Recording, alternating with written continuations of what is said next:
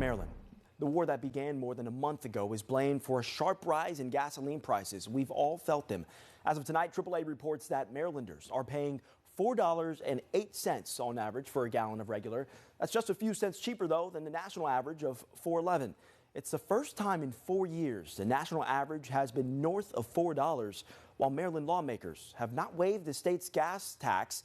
Governor Wes Moore said it shouldn't even be necessary. In the country, you say governors can't do much about the gas price. You could conceivably establish a gas price holiday, no? Yeah, I mean, the best thing that we could do to be able to address gas prices is by stop fighting foreign wars and stop watching gas prices jump up over $1. So you agree with the president's theory that it'll go back down once the war's over? No, I disagree, because I think the president still does not have a full articulation as to why gas prices are going up in the first place, or what's going to be necessary or required to be able to bring them down. Meanwhile, the clock is ticking as President Trump this weekend delivered an ultimatum to Iran: open the Strait of Hormuz and let oil flow freely, or brace for a new wave of strikes come Tuesday.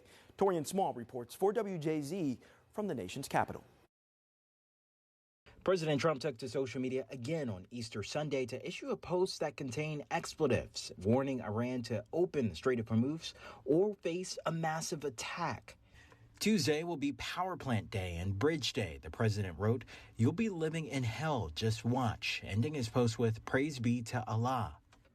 In an interview with the Associated Press on Sunday, Iran's cultural minister dismissed the threats and called President Trump a, quote, unstable, delusional figure. The president's threats came hours after an announcement that the U.S. Special Operations Forces successfully rescued a U.S. airman shot down in Iran last week. The rescue of the Air Force colonel reportedly hiding in a mountain crevice in Iran is being hailed as an Easter miracle. It's a hard lesson for Iran. First of all, they were not able to find the missing air crewman. Second, they put out a broad appeal to their people to turn him in, reward, asking for all kinds of leads. That does not appear to have been successful. The rescue of this airman comes as the U.S. enters a 6th week of this conflict with Iran, and as lawmakers continue to express concerns about the possibility of a ground war. Well, certainly there's no circumstance where U.S. ground troops should be sent over to the Middle East.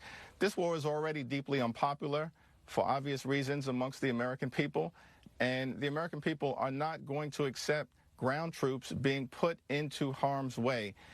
In his Easter speech, Pope Leo called for the faithful to keep their hope in the face of death, which lurks, quote, because of the violence of war that kills and destroys.